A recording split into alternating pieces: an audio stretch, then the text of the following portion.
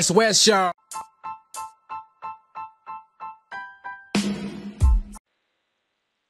Alright, welcome to another episode of The Success Recipe. This is episode 2 of getting to know the rest of the WesWes Network, and today we've got the founding fathers. We got the OGs from the back of the 135, the first podcast on the WesWes Network. We got Cam and Eyes today. Thanks for joining me today, Usos. Appreciate you taking the time.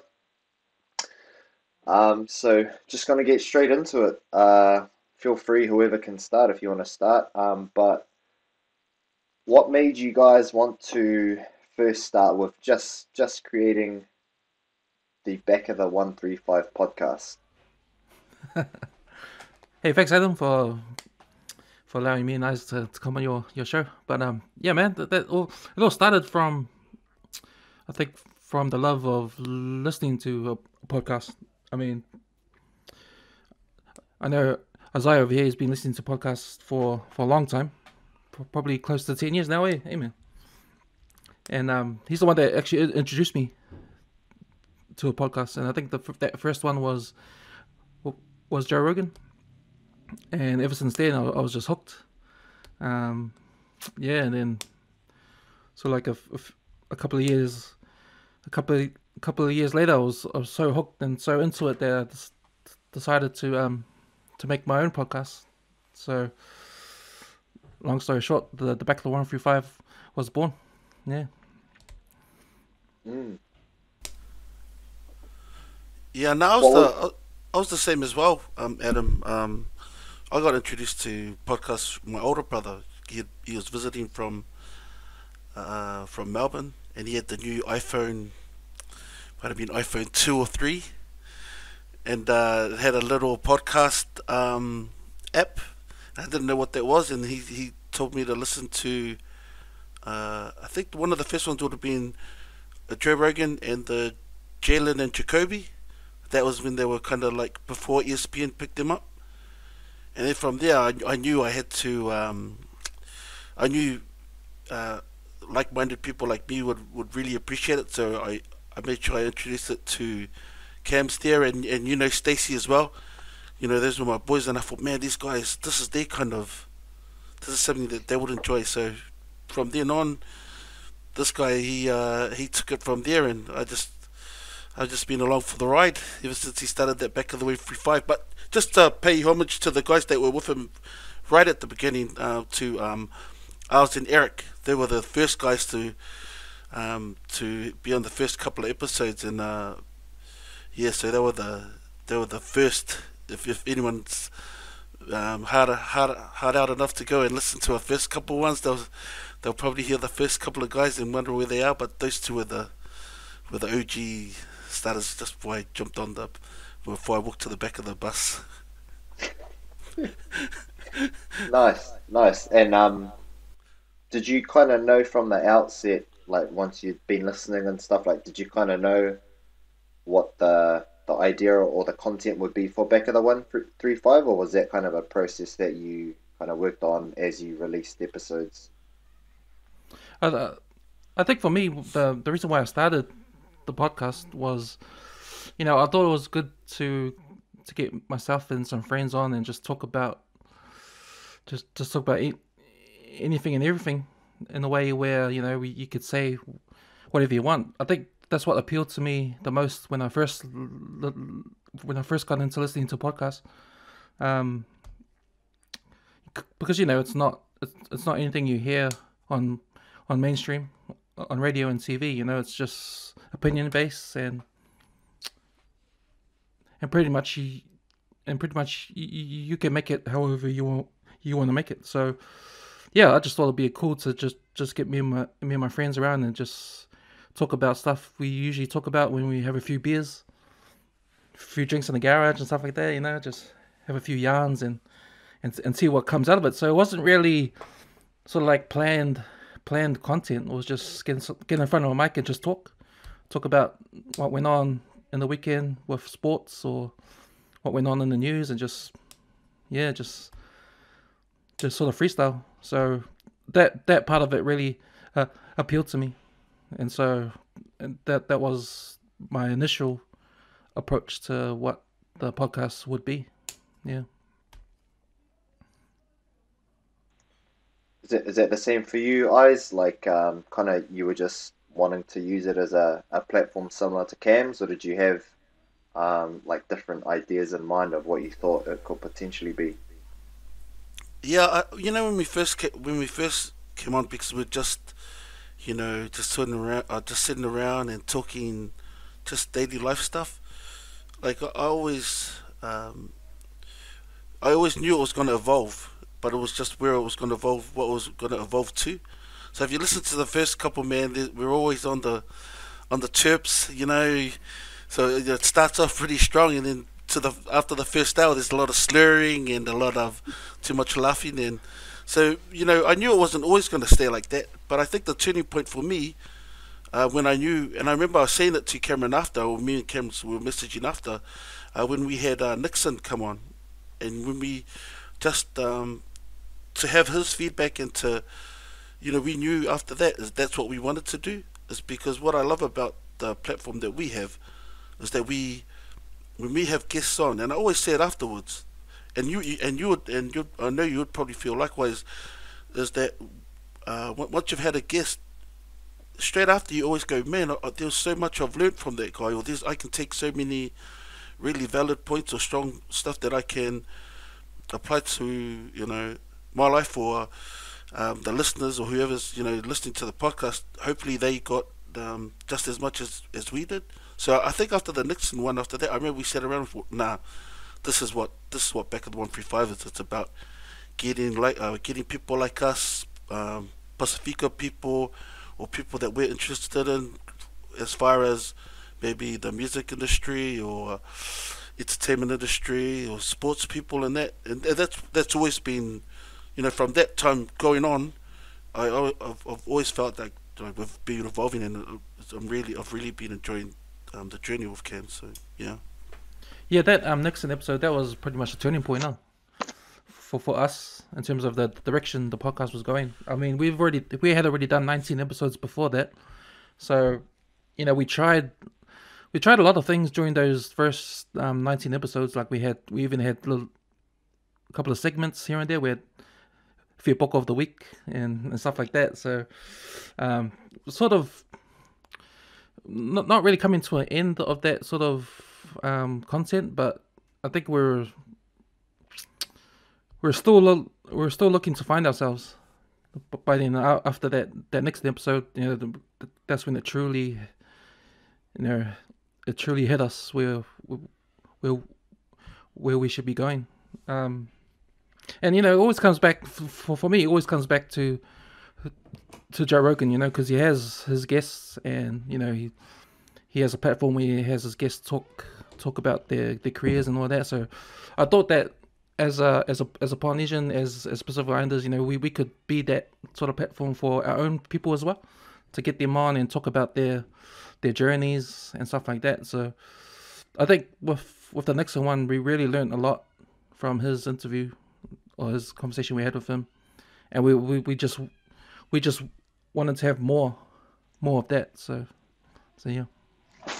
So just looking through your Instagram account, and the Nixon interview, you said that was early on. That was put up in October of 2019, and then if you scroll up, and then kind of when the first hints of the network come in, you put up that post. I think it was in May of 2020. So was it that conversation or the episode that you had with Nixon that kind of planted seeds of you wanting to, have more and kind of start thinking of creating your own network?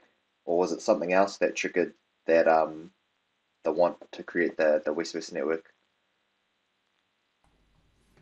The WesWes Network came about during the last level 4 lockdown, which was last year. And do you remember that? Do you remember the time when we first talked about that? Because I think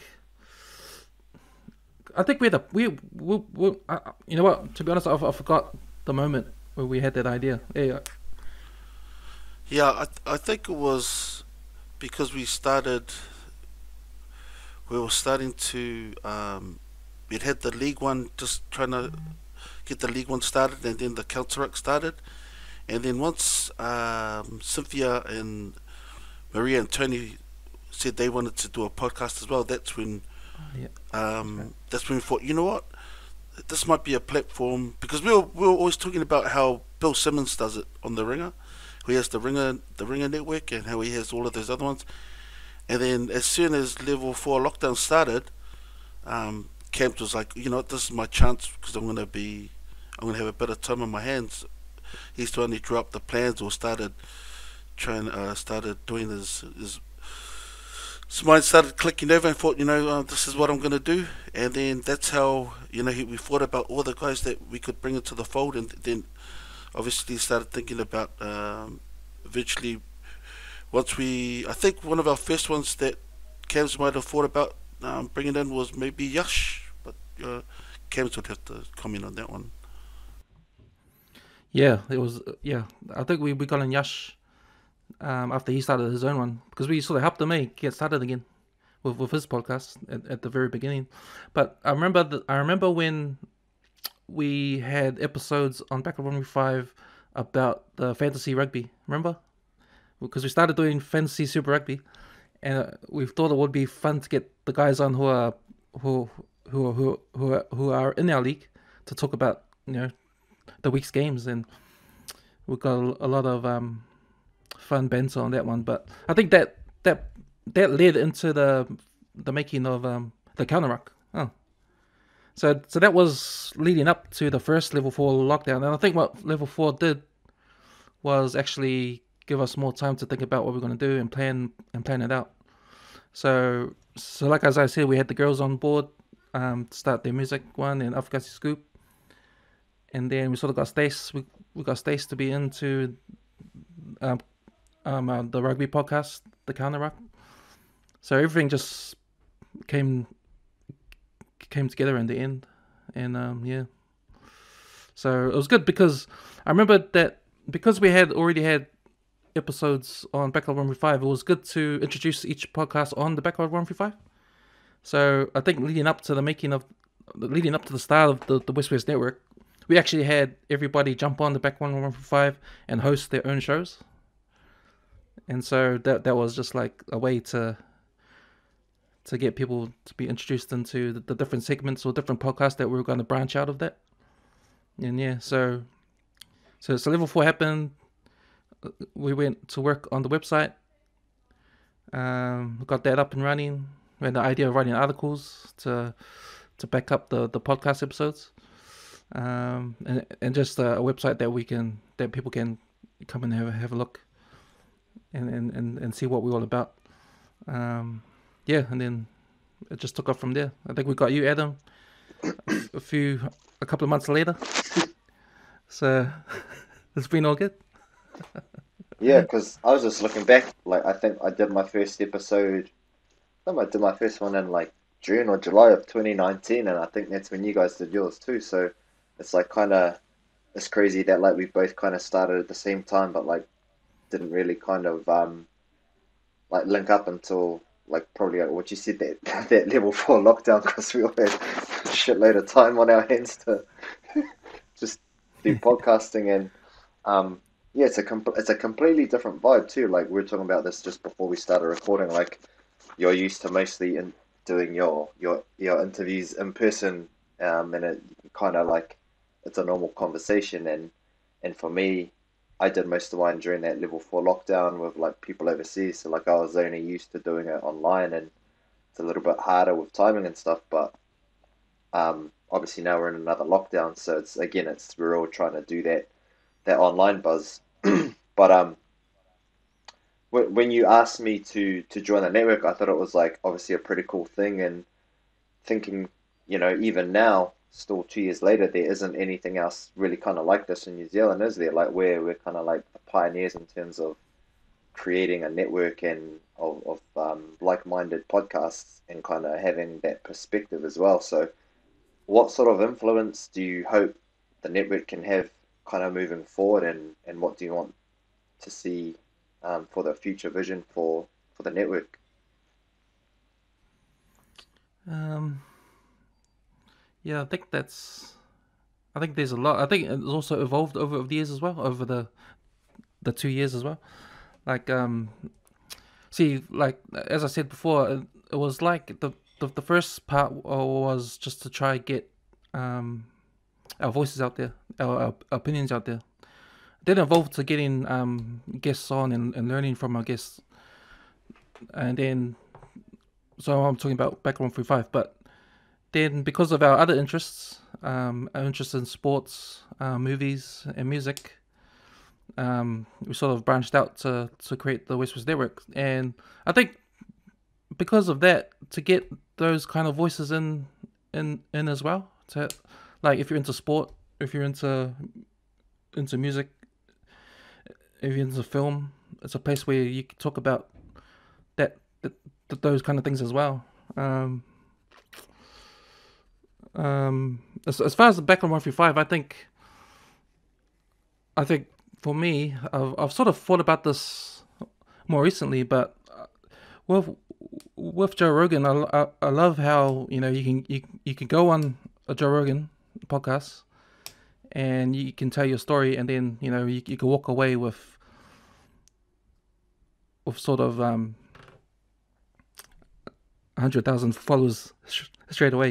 You can get your message out there, and to me that's powerful. And if in the future that the background 135 can provide that service to our guests, if people need a story to tell, they can come on and they can have that same sort of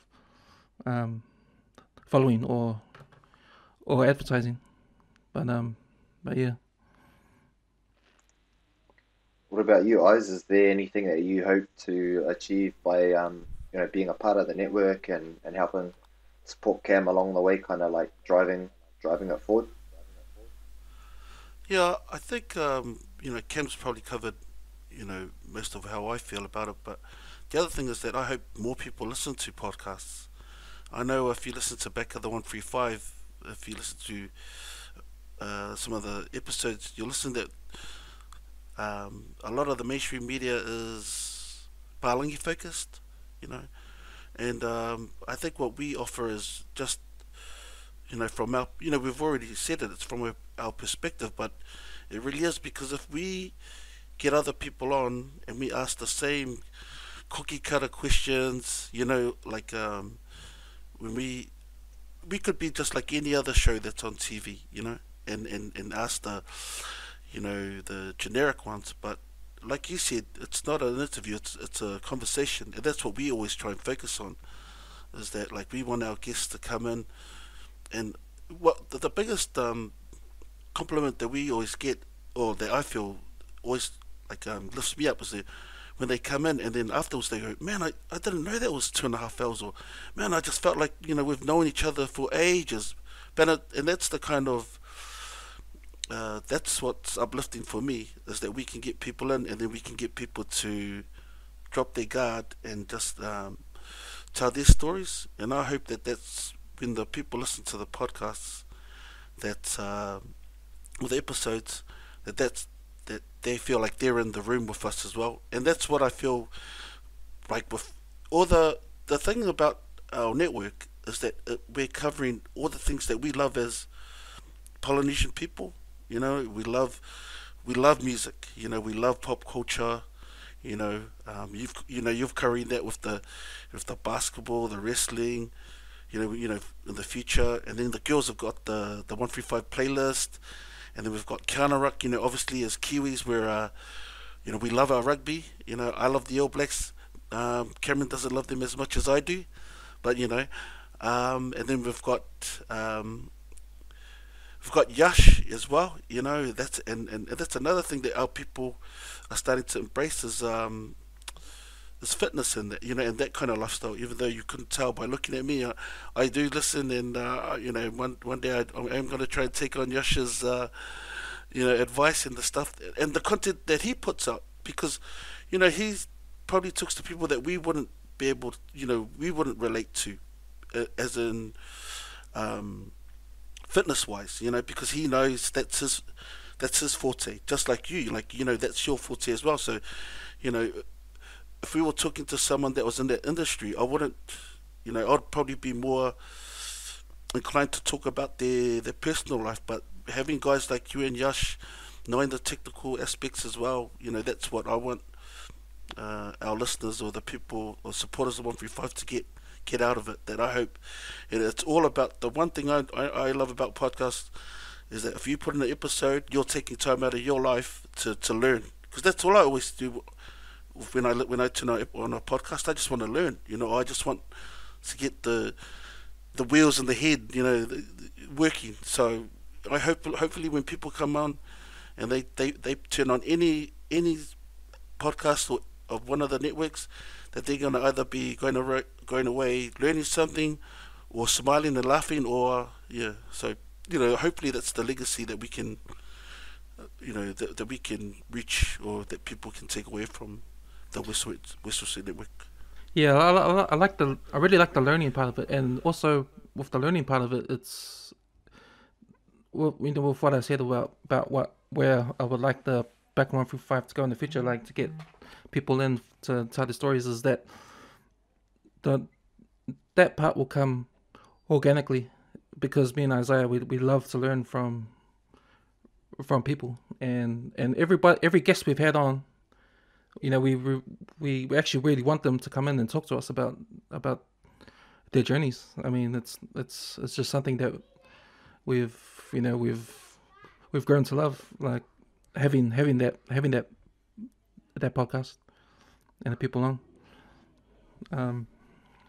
But as far as a sports stuff go, like, I know I've talked about this before, but man, you guys know that I'm a big fan of American sports, and I just love the energy they have over there with their tribalism, and and their talk shows and stuff like that. And I just wish we had something like that here in New Zealand. I know it's a bit too far fetched for our sports media to go that way with how the Americans are, but man, I just love it. And if we could, like, with our sports opinions and stuff, if we could tap into that sort of energy on our podcasts for our New Zealand listeners, because I know I'm not the only one. I know there's a lot of New Zealand sports fanatics that would love to hear that sort of talk and banter with our games. So I think that's another cool sort of like thing to look forward to, if we could tap into that sort of thing on our sports shows. Yeah, because we were talking about it on our NBA chat earlier in the week, like it's to do with Ben Simmons, and it was Shaq and Charles Barkley on the talk show over there, and they're just like, you're not good enough. They're just like, you're not good. Like, you want to be great, but you're not great. Like, you're too busy putting up photos of like your Ferrari and which actress you're hanging out with. Like, no one cares about that. Like, and me and Cam just saying, like, we just need ex-athletes, like, to be saying that, like, if Mills was just like, oh, Rico, your shit, or something, like, they've been there. So if they just call people out, like, but we don't have that. And the only thing I can, like, recall or think where it was slightly like that back in the days would have been like Sports Cafe, because Mark Ellis was the type of guy to talk shit. But like, if we could do that within the WesWes Network, like, I feel like people want to see that. You want to see players get called out. Don't have them be soft and obviously mental health and all that. But yeah, you need someone like Shaq and Charles Barkley. They're just like, oh, I'm a certified G. Your shit, like, that's the type of stuff we need. 100%. Exactly. We need Mills to tell JK to shut the fuck up, Exactly. Yeah. No, I just think, because we've only got one provider, you've only got Sky Sports, so they can't say anything too controversial. And that's what I think the podcasts that, the network does offer, or will offer, is that we'll have opinions, because there's no one's going to try and write into the broadcasting standards and make a complaint about Adam saying something, or Stacey saying something, that's the beauty of this, is that it really is no holds barred. You haven't got a producer overlook it. Hey, you can't say that, because that's the thing is, we don't have that because there's no one that genuinely is not afraid to speak up in New Zealand. Whoever covers sports, we kind of do have the crowd goes wild, but that's all just tongue in cheek stuff, But there's no one legit, like there's no one that's gonna say the hard stuff that we're all thinking, but people are afraid to say. So yeah, hopefully, I think they should get yeah. Chris Ratui on those shows, those talk shows. Oh. Him and some of those Herald sports journals on there, Yeah. Like when JK said the stuff about TJ, like I just felt like calling him out, like full of shit, man. Like, is he gonna say that he sucks after that try that he set up for last week? Like, what is JK on That's about? vision, eh? Yeah, that vision, and that's just that's natural. There's no, there's nothing. He does all the other things right, but who does that kind of play? Makes an intercept and then looks across. First thing he looks across instead of, Mm. So yeah, JK needs to Simmer down. relax. Simmer down, oops. Yeah, simmer down, like Bob Marley said, man. So like one thing that I really like enjoy about Back of the 135 and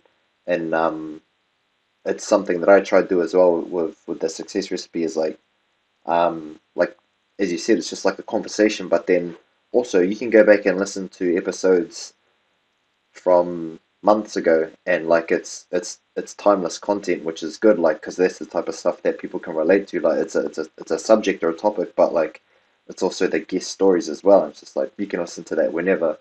The only difference would be like when we're doing sportscasts or whatever, when they're talking about a playoff, but that's also cool. It's like a time capsule. It's like a time and a place and time that you can like reflect on.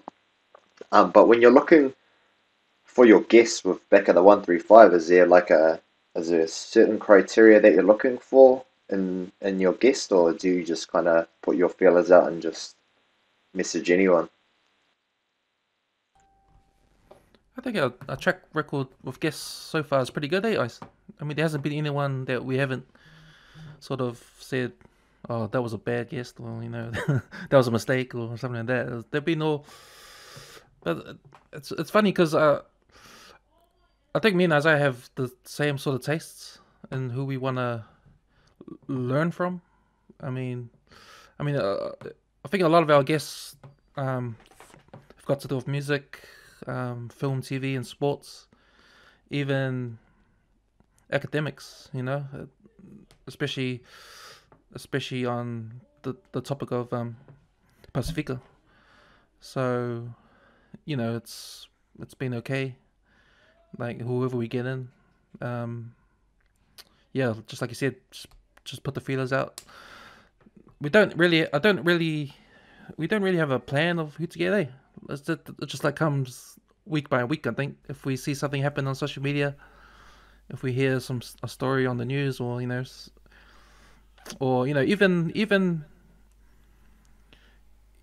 some guests we get from the past that have made noise in the past, that's sort of retired now, you never hear from anymore, but we have during our high school days. We might know someone that's been making noise back then. We'll get them on as well, to reminisce about the past. But no, it's been okay. I think the cool thing is that, say we get so we got DJ 651 on, so that was just before lockdown last year, and a lot of people that would never usually listen to podcasts came on because they wanted to listen to him. So I think after that, once they'd listened to how not easy, but how at ease that they can be, I think once Cam's, because they, Eddie and those guys, they'll go, oh man, maybe you should get this person on, or they'll tell Cameron after, oh man, my mate, he just listened, he wouldn't mind coming on. So some of the guests that we get on and just put through Cam's is probably through referrals or people listening, and then once Cam's usually messages them, I think you know because they've already listened, they'll be like, oh, okay, then yeah, we'll come on. So I guess once the more episodes we were getting out, it was easier to get guests. Or I think people would see that, like, it's kind of funny because you can kind of when you get all our guests, like, they're all tied up through some way. Like, there's a link between past guests and guests. Before lockdown, I know we had a few lined up as well, but unfortunately, I think Kev was saying we had September lined up. So the cool thing is that I think early on, I'm not sure if Kemps can elaborate on that, but I think it was a bit, when you send people direct messages and that, if we didn't already have a body of work behind us, I think it would be harder to get people on. But now that they can see not just the 135, but then they can see all the guys on the network, I think it's probably easier now to get people on, so I guess that's the upside, and hopefully that other guests that we approach, it won't be so hard to get them on, because they can see, oh, okay, no, these guys are pretty good. Oh, they had Nixon on, they had Dehamo, and then, they even had Barbara Drever on, and she's pretty current at the moment, with Mr. Ibis lockdown guy. She's been on covering this case for the last couple of days. So, once people see that, and then they'll say, oh, she was a guest on back of the 135. So, these guys can get people on. So, yeah, that's. I think the other cool thing too, Adam, is when we get guests on, I find the ones that we get them on again for a second time are even better than the first time, because you already talked about the history, the journey, and that. Now you can focus on talking about the current events or what's been going on now. And I think for me, those are the more sort of like not better conversations, but more insightful conversations, because you now you get to know their opinions on what's been going on at that week or at that moment in time. So and it's good to sort of practice giving out content in that way as well. If a guest comes on a second time, I think Cam, he's been on a couple of times now. Yeah, and I think each time he comes on, I think it's in terms of content, it's been better every time. Have you had quite a few repeat guests come back on? Yeah, we've had Cam, Yash, and Joey.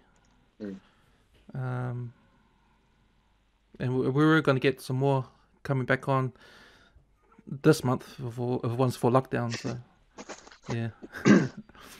I like how Izzy said that, like, and Cam's too, like, it's when you're interviewing, not interviewing, when you're having your episodes and you're having the conversations, you're learning about people. Like, for me, that's kind of one of the meanest aspects as well. Like, you're just learning something new about someone and about their journeys and the influences and stuff in their lives. And like, when you're on a roll, when you're hot, like, you guys have done heaps of episodes, but when I was kind of each season, when I'm hot and I'm on my roll, like, I've just nothing kind of really stops you. You just want to keep going.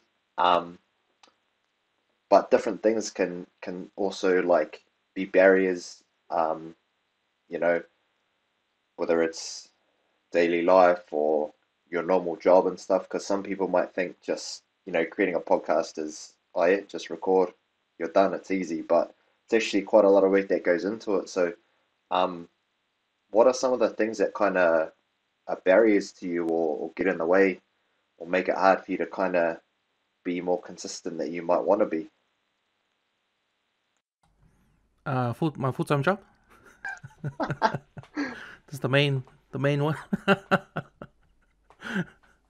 Yeah, man. I think it's gone to the point where I do love producing all this work for the network.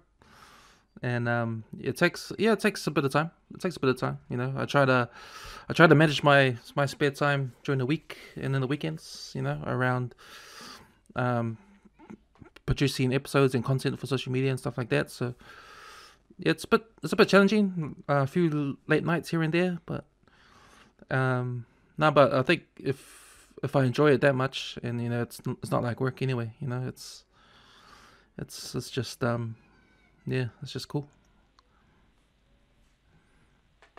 Any Yeah, I think yeah, he's the other challenges are with guests as well is that like you said, normal life gets in the way. So sometimes it might be a guest might be running late or he's got to postpone, and then they've got something come up. So I wish we'd always have the chance to have um, backup guests, but you can't really plan for things like that. And once again, COVID as well, because I remember because me and Cams we like to, well, especially with back of the 135, we prefer it. We prefer to have the guests in the studio. It's just for because we thought this is the only one that will do like this.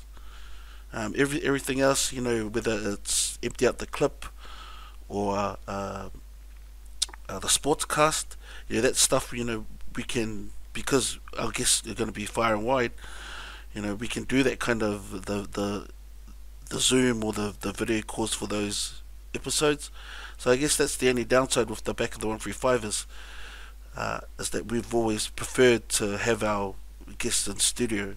So that's the thing. So we have to, it can be all planned and all ready to go right up until when they say 7 o'clock, and then they can probably call at 6:30 and say, oh, we can't, something's come up. I mean, that's understandable. So that's the only you know downside to the guests kind of with the format that we have. But because Cam's is on the sportscast and empty out the clip and he's on the 135 playlist, he's getting his fix. He's still getting his podcast fix through those means. But yeah, that's the only thing with 135. The back of the 135 is that for me too, I prefer to have the guests in house too. But it just feels we've always done it, and I think that's one thing I don't think will ever change. Yeah. Yeah, I'm sort of worried jumping on too many podcasts because might get listeners fatigue. Hearing my voice. It's like, fuck, people gonna turn off. If you guys could take over someone else's podcast for an episode, if you could take over, whose would you want to hijack?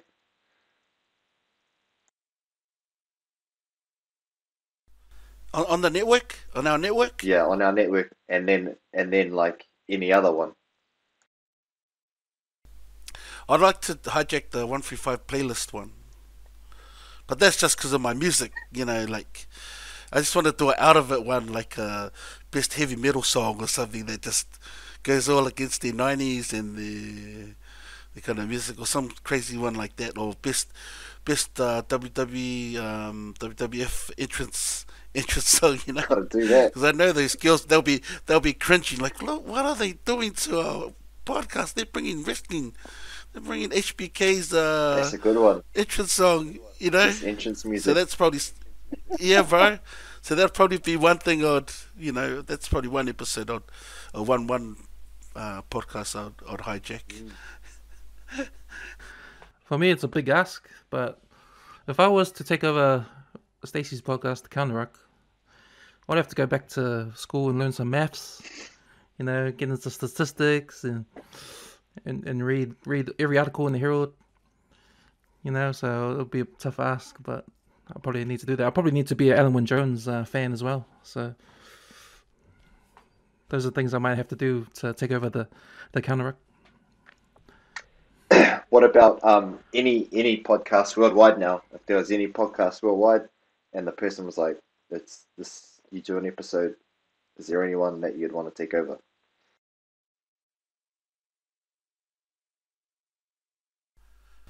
My one would be the NPR Tiny Desk podcast.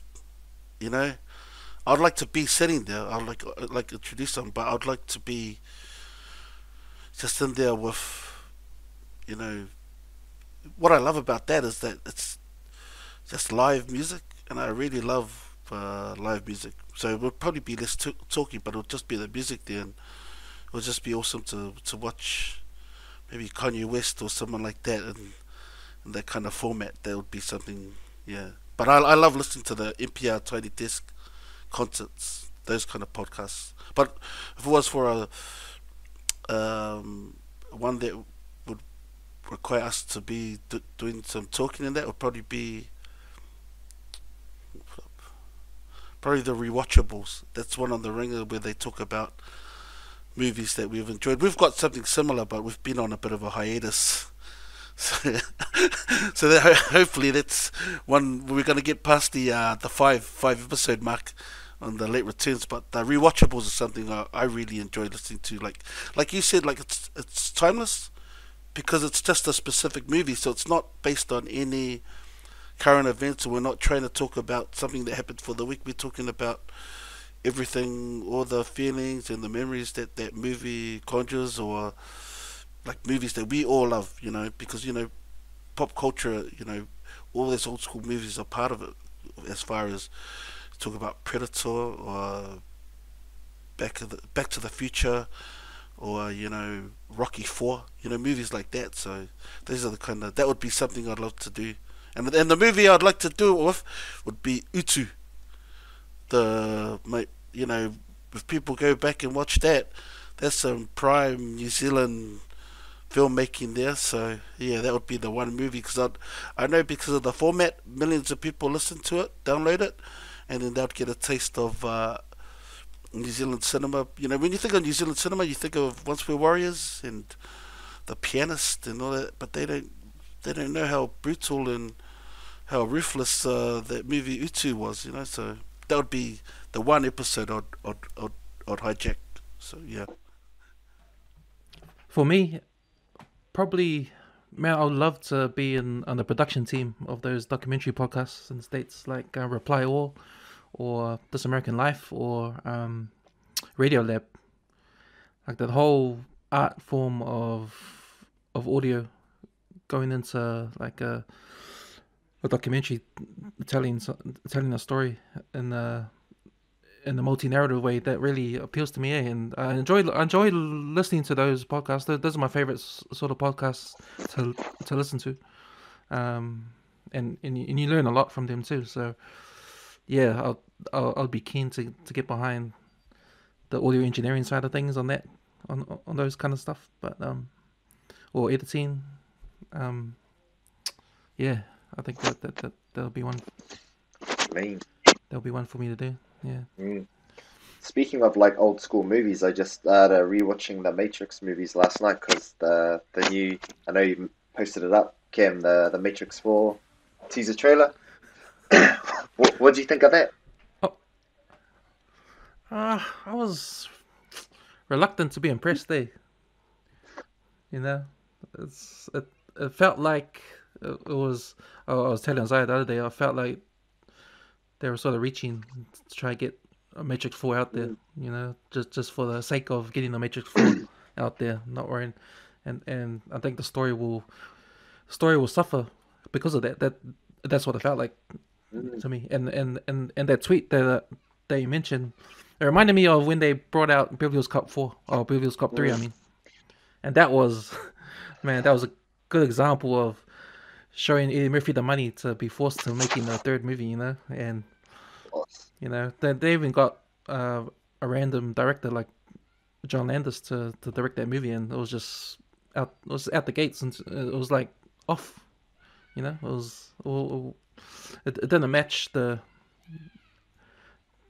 previous two movies. So just trying to get Keanu back out there, eh? All over the big screen. They did the Bill and Ted. I didn't see that, but I'm assuming that looked pretty weird. But that came out in the last year, so COVID probably impacted it. But I feel like John Wick's fine, but like, yeah, didn't need to bring out a fourth Matrix.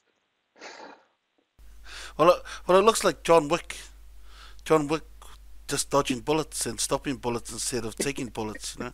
And the other thing I was like, I always fall victim to really good trailers. You know, like I remember when Star Wars: The Force Awakens came out, and me and Cams were like, bro, we were breaking it down before they were doing breakdowns of trailers. You know, we'll be, oh, Sully, what do you think of this? What do you think of that? And then we watched it, and I went, oh, this is that one where the trailer's better than the movie, kind of thing. So I'm not trying to get too excited for the Matrix. And I messaged Cam straight away, and I said to him, man, I'm getting Star Wars: The Force Awakens vibes here, because it looks like they're rehashing the first Matrix, but just putting it in, adapting it to our, to this generation. And if that's the case, then you're ruining the legacy of the original trilogy. Even though, in my opinion, only the first two movies were really legit. The third one, man, I was confused. Man. I was like those green things coming down. That's all I saw at the end of the movie. I was like, I can't see anything, man. I'm confused. This movie's out of it, you know. But who knows? It might be good. Mm. 4 might be good. Yeah. Who knows? Well, I think what I'm more excited for, and it comes out on the 21st of October, which is the opening game for the New York Knicks versus the Boston Celtics. It's October the 21st. So Dune comes out the same day. So what I'm thinking is I'm going to take the day off and I'm going to watch the Knicks obliterate the Celtics, because Kimber's going to go back home and school those guys, and then I'm going to go watch Dune, because that's probably the only trailer that I've watched that I thought, bro, this looks legit. And then I saw all the reviews from the Venice Film Festival, and that, because that's what I love about movies. I love going to those are the kind of movies you want to go watch at the movies, because of the scope of it, and just the music. You want to see the score, and that looks like one of those kind of movies that, okay, I'm just worth taking off a day after watching the Knicks get the first win for the season. Speaking of the Knicks smoking the Celtics, which is highly likely going to happen, and Fournier too. Fournier, let me be clear. Fournier is going to get like 25 off the bench, and then they're just going to be like, "Why we get rid of these guys?" But Lillard might be in Knicks colours. They say that to Cavs, because those Cavs, look at Cavs, he's shaking his head, but all it takes is a 0-11 start for Dame to start going like that. It's time to leave. Portland need a rebuild. It's time for the trade. Yeah, and I don't. Well, Cavs will touch on it, but I don't. I think Portland might be in trouble for a couple more years now. I think what hurt me the most is not having that Lillard and McCollum backcourt anymore. If that happens, I mean, those two are something to watch here when they're on. So I think I told you and Ash the other day, I might have to move back to my old team, the Miami Heat. Just keep seeing all those different trade mock-ups that we keep sending through. Like, did they say, was it Lillard goes to the Knicks and McCollum goes to the Celtics? Was that it or something? Like, they just broke up Portland, and Portland got like 4 or 5 young guys for a complete rebuild.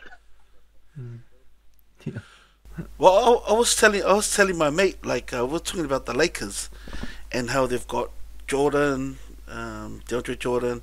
They're picking up all these pieces like Russell Westbrook and Rondo and that. And I honestly told him, if they're going south around trade time, all these guys are getting traded. I think all LeBron's been doing is he's picking up trade pieces, so he can, So once mid-season comes and if they're not where he expects them to be, all these guys, I wouldn't be surprised if he'll turn around and trade Russell Westbrook. You put him with 3 other guys, and it's not working. He'll get rid of him, man, because he really wants that he really needs that ring. Because I think once he gets that ring, that that really does put him on par with for the GOAT debate. But that's a one I'll have to leave to the sportscast boys. I don't think I'm qualified to talk on that one. I like that take. That's a pretty good take. We might have to get you on Oh, Sportscast, it's, eyes. Since a good episode. that, that's my conspiracy theory side coming out on that one. Everyone's, but that just because it just feels like that. Like, look at all these guys, like they're all legit. Like, you can package three of those guys together. You put Rondo with DeAndre Jordan, or they've got a few. Who's still? I think Morris, one of the Morris brothers, is still there.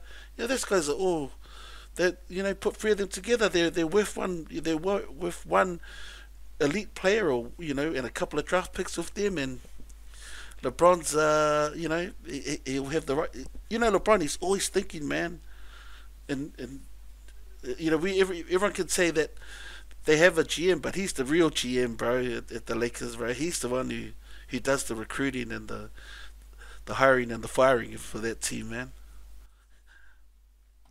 Hey, speaking about hiring and firing, well what do you guys take on Max Kellerman? Not at first take anymore.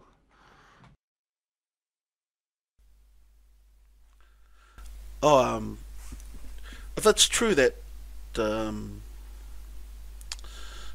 Stephen A. Smith got rid of him, then that's sad, because I don't mind Max, although some of his takes, sometimes his takes, he's just saying it to be, for a bit of, to be controversial. So like, 'cause I don't like him because he hates the Knicks. Like, he's always crapping on the Knicks, man, and I'm like, because he knows, it's getting on Stephen A. Smith's nerves, because he's a lifelong Knicks fan. But Max, I thought he was really good, but I guess they were still trying to get that chemistry that Stephen A. Smith had with Skip Bayless, but they just couldn't replicate that. If you see, the most fun I have listening to is Max and Shannon going at it, because they can laugh, and they laugh at it. And I think the other thing with Stephen A. Smith and Max Kellerman, it felt like it was just shouting matches, and you don't get any valid points in, like the first couple of points, and then they're yelling. But when it comes to Skip and Shannon, there's still a bit of legitimate respect there. So they'll respect each other's takes, and the good thing is that they're very contrasting. So I don't think they could do that with Max and Steve. And I think I think Steve knew. Now I need to get me another Skip or another someone that's gonna put up, you know.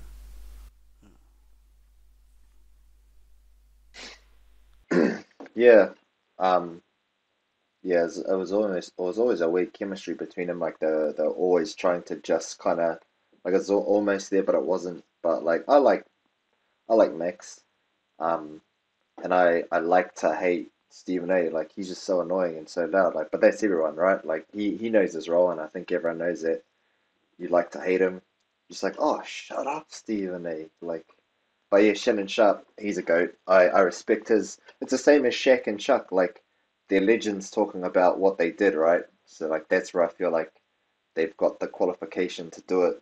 And like Stephen A is just a journalist, and I'm like, fuck, you're so annoying, bro. But half the time he's right, and then half the time I think he's doing it just to be like controversial. But you know, that's what we need. We need some of that. Well, Just before, is there any two people you think could do that here in New Zealand that could have a format like that? I think Chris Ratu, like Cam said, could be one. But who do you think? Because I think what makes Skip and Shannon work is that Skip is a legit NFL legend. He's a Hall of Famer. Who do you think could represent on the when it comes to New Zealand take? Because the closest we have in Australasia around us is NRR 360. Because when you see Kent and those guys go at it, they're going at it. But you don't never see that kind of stuff here in New Zealand. We don't have that on the breakdown. So is there any Kiwi sportsmen you think could fulfill that role? They could have that kind of like a debate show like that. You know what? That's interesting because this is why I think the Brown Brothers show, the Brown brothers and sisters show on Sky TV. They had the opportunity to probably do that, but I don't think they're more like a magazine type show, where they just interview and that's it. And highlight players, The highlight reel thing. But no, I think you're right about I think the thing is with our sports journalists, you only hear the ones that come on 1ZB, on Talkback, and when you think about Chris Ratsui, how he's controversial with his sort of articles, we don't see that translated on the talk show or on screen. Has he been? I haven't heard him even on Talkback. Even have you heard Chris come on Radio Sport when I was out? I've heard him a few times. Yeah, What's he doesn't. Like? Is he? He's good, but he's not as. I guess he's one of those guys that writing's probably his thing. Like, because when you hear him, he doesn't. I know this sounds odd, but he doesn't sound like how he writes. You know what I mean? Like you go, oh, this is the guy that puts up those pretty hard takes. Oh, silly. You know? No, man, you ain't that guy, man. He wouldn't look like it. He looks, but no, I've heard him a few times. They've had him as a guest, but I don't think he's, Yeah, I think if those guys on our sports shows don't hold back, if they're given the green light, maybe they could go that way, but you just never know. Yeah, I feel like you just need someone who's just harsh, just straight up. Adam and Ash from Sportscast.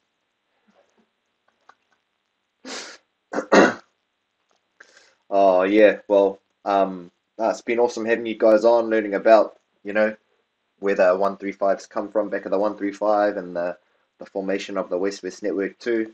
It's been awesome to be on that ride as well. It's been awesome. Really cool being allowed to join and be a part of this, and really looking forward to seeing what we can do in the future. But just want to thank you, Cam and Eyes, for today. And all the best for getting back out of lockdown and getting back to doing what you guys do in person. Thanks, Adam. It's been a pleasure. Thanks, Hus. Thanks, man. Yeah, October 21st, bro. Is that Next Nation, is bro. that when we do our first interview in person again? Yeah, it looks like that'll probably be the case, bro. We'll have to have an NBA season opener, bro. That's us. A couple of Budweisers and hot That's dogs. us. We on. Yeah, bro. That's a All right, plan. thanks, boys. Yeah, but Thank you, man.